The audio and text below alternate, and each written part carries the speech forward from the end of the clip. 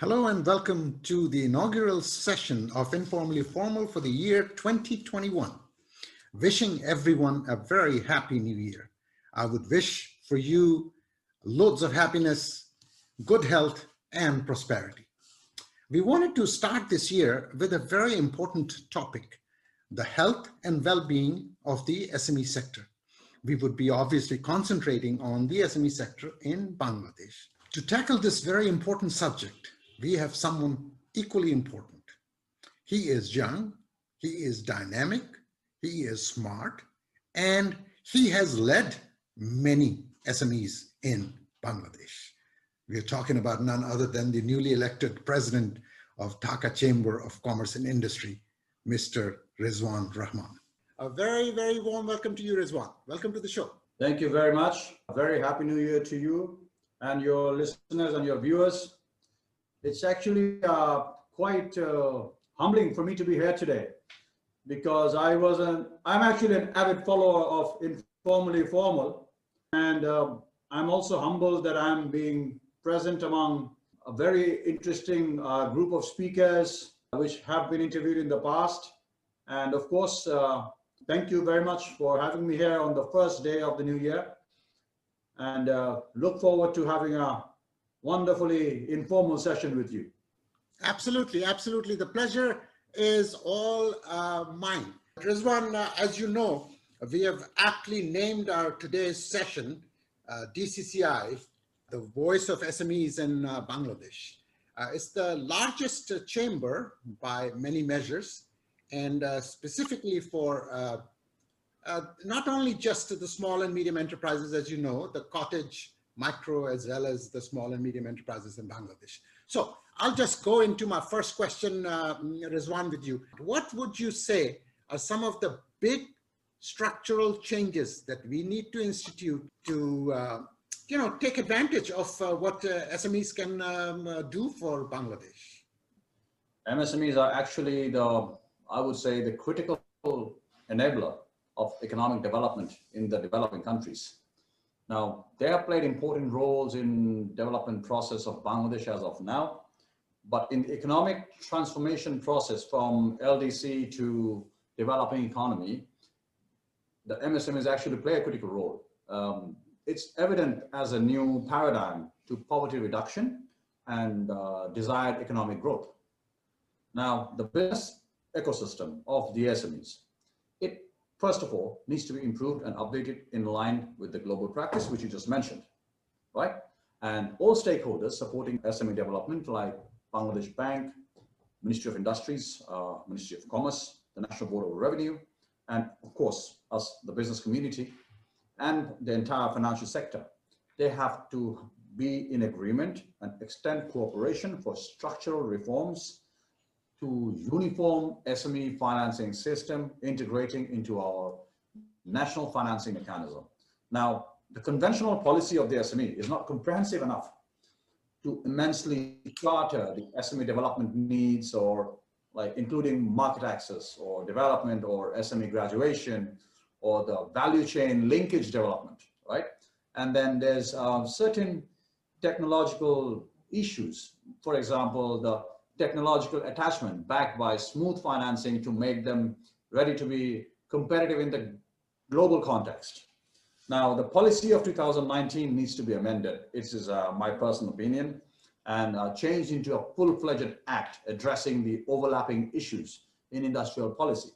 Now, the proposed act, it can bring in necessarily structural and institutional reforms for their market or inclusive SME sector development, and for this act, can act as the key and the guiding act for the SME sector. Now, there is a central SME data bank to locate and identify the nature of business and extend support to the government in any form, and specialized, we can have a specialized SME bank which can overcome the long-held and much talked about financing challenge in the SME sector. And then moving on, we have other policies and government regulations like export and import, including other relevant policies for the protection of the SME interest, and maybe avoid creating policy bias against SMEs to ensure balanced and uninterrupted growth. So that's something, again, the private and public sector needs to work hand in hand, because without that, it is sort of impossible to go forward and as a trade body. And in fact, as a proud SME owner myself, in fact, the company that I represent goes back to 1962. It has seen cottages in its own umbrella. It has seen micro businesses in its own umbrella, and then small and then medium enterprises. And we are actually a group of CMSMEs, which puts us under a big umbrella. So I personally feel that these kind of linkages between the intergovernmental offices as well as the private sector is the key essential for the survival, and especially as we mentioned, after overcoming this pandemic context. We are only hearing what's happening in the textile sector, what's happening in the RMG sector, what's happening in the power sector, the big boys. It's the big boys club. But because we have no central database for the CMSMEs, it's very difficult to find out what's actually happening. For example, the stimulus package you're talking about, the distribution of this money to all these small businesses. But some of the small businesses have actually shut down and gone back to their villages, right? So those millions of people are back in the villages or out on the streets. And I think a large number has come quite below the poverty line. So this is something very difficult, because once you fall off the ladder, you have to climb all the way back up, and it takes a long time. That is where I differ from the V-shaped to the U-shaped recovery. Some people say it might take longer, but again, I'm trying to be hopeful.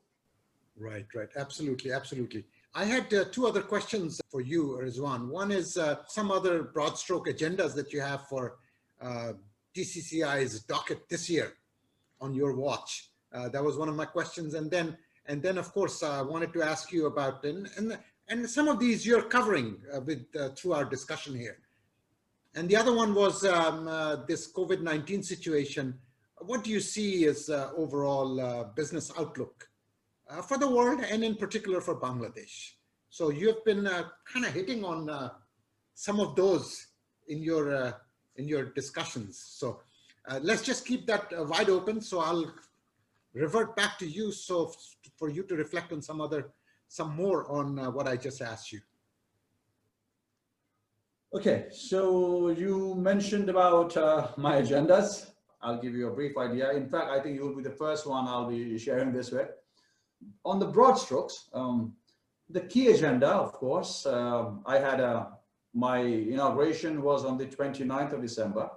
So in my inauguration address, I said the economic recovery plan, the road to recovery is going to be in a three-phase stage. So it's going to be survive, revive, and thrive. So under those umbrellas, it's going to be different policies. Now, basically, the road to recovery is something we're considering.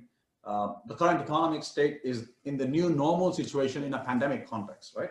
So I would like to have focused agenda, keeping private sector revival in consideration, of course, export market revival, and then competitiveness backed by strengthening trade and economic diplomacy, and pro-business taxation system, including VAT Act reform. VAT Act reform is something I get calls for every day. Right now, I've been in office for 2 days, but that's something people want to work on, and most importantly, to increase the national revenue. And of course, subsequently, we need MSME-friendly industrial infrastructure. And then, of course, easy financing mix and mechanism for the sector, and local and foreign market-oriented industrial skills for development of employment retention. Employment retention is something we just don't look into. We just think about creating employment, but then that's it. But retention is also a very important phase of someone to excel in their career as an employer, not as an employee. If you can retain your employees, the most powerful resources you can have are your human resources. So I want, skills development should be a very important agenda for us. Digital attachment to local economic recovery to facilitate the fastest private sector recovery, and of course, reduce poverty in the long run, because we have, as I mentioned earlier, we just have a lot of people under the poverty line in the last less than a year. And above all, a post-pandemic-wise national protocol to keep pandemic effects minimum and industrial operations up, which is very important. Following countries, most importantly, I would say I was impressed by was Vietnam. Of course, Bangladesh has actually done very well than most of the developing countries and developed nations. No doubt about that. You've got to thank the government and give them their due credit. But yes, of course, there's always room for improvement. And moving back to how, the local economy actually contributes to 80% of the economic activities, and supporting led industries, above all informal sectors, are about 85% of the economic activities industries. Now, inclusive private sector led local economy revival would be indispensable. And my personal priority in the year 2021 to re-energize the economic growth and development. And if you want to assist the government, of course, which is our sole job from the private sector, and reshape, most importantly, the public health infrastructure, which has been in a lot of spotlights. And so they need to be under a system which is prepared to keep the pandemic lower as failure to containment of COVID and grossly foil our economic agenda ahead. So of course, there have been in a lot of bad lights, but anyways, that part is gone. I'm hoping that the second wave that we have been talking about is not going to be the new mutation that has been mentioned. I'm hoping it's not going to be much of a threat than it already was. The first 3 months, we had no idea what was going on. We were just taking it a day at a time. But right now, in the medical world, Bangladesh, I would say, is definitely well ahead of most of its neighbors, definitely. More importantly, some of the European countries, the United States, as you mentioned, we are doing well. We'll go ahead if we have the key economic agenda in mind and specifically emphasize on the public health infrastructure. And I think that this time there will be a lot of interest in new investments, or maybe FDI from pharmaceuticals, from healthcare or hospitals, you know the drill, and medical products, medical equipments, drugs, chemicals. These industries will see a new light. So that was one of the questions you mentioned about my broad agenda for the year. And also another interesting concept that we would like to introduce this time is indexing. DCCI would like to start the SME policy index in Bangladesh. Now, when it comes to index, all we think about is the World Bank or the World Economic Forum. World Bank is obviously doing the ease of doing business index, and of course, we have been following that, and that actually has a huge impact on our FDIs. Same with the World Economic Forum, they have the competitiveness index. Now, these two indexes are done by international organizations, but I am not entirely convinced on how in-depth research or attention they're giving to the little details when they are making these indexes. In that case, we as Dhaka Chamber would like to float our first SME policy index.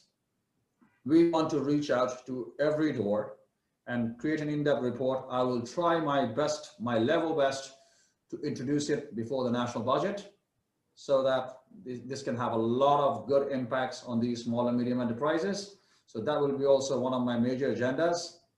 And of course, you wanted me to reflect on the COVID-19 situation earlier. And I would like to say that the outbreak has, of course, adversely affected our local value chain, and then trading network, industrial operation, private sector activities, private sector, small and even large businesses, of course. Large businesses, the employment actually has been very much affected.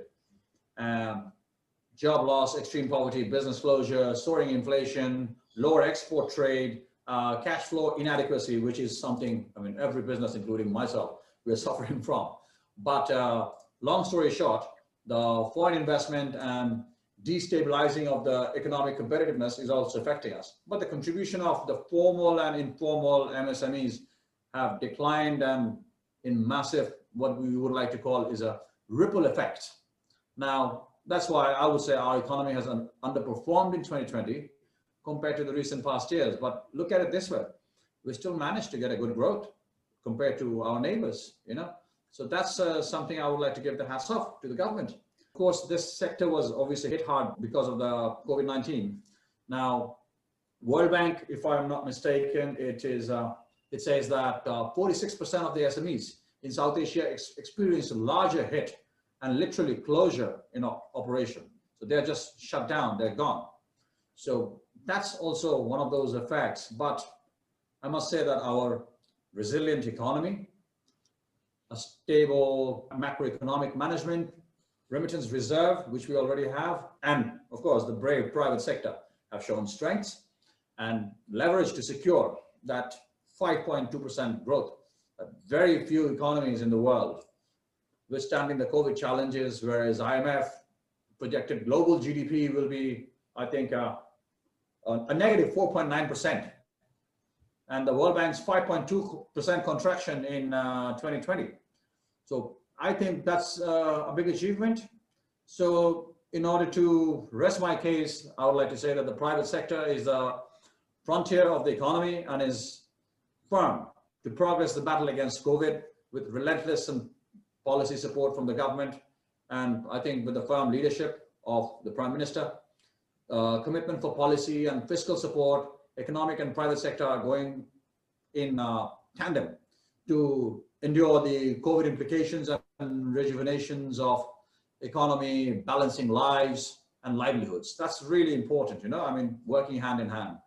And of course, it has triggered the deepest global recession in decades, this pandemic. And it's made contractions across a vast majority of emerging markets and developing countries. And those countries were really progressing very high. But of course, this is a once in a lifetime. I think it happened 100 years back. And what we have learned is to be prepared for the next 100 years. And this economic recovery is mapped and forecast earlier. V-shaped recovery, as I mentioned to you, it's not going to happen. It's going to be a very U-shaped recovery. So in a nutshell, this abnormality in the United States and the European Union may heavily undermine our future economic turnaround targets, because only if we heal Bangladesh, the story is not ending there. We need the rest of the world to heal as well. So I sincerely hope that, you know, at some point that's going to happen. And I truly look forward that the vaccine that is coming out already in Bangladesh through Serum Institute, the Oxford and AstraZeneca vaccine. It is done in a properly distributed channel, and it's very difficult to reach to the rural areas. This is something I think if they need help from the private sector, I think all trade bodies and organizations should take the responsibility and help the government, because this problem belongs to all of us. It's just not the government's responsibility. It's yours and mine, everyone, and our future. Thank you very much, Rizwan. You have covered quite a bit, actually.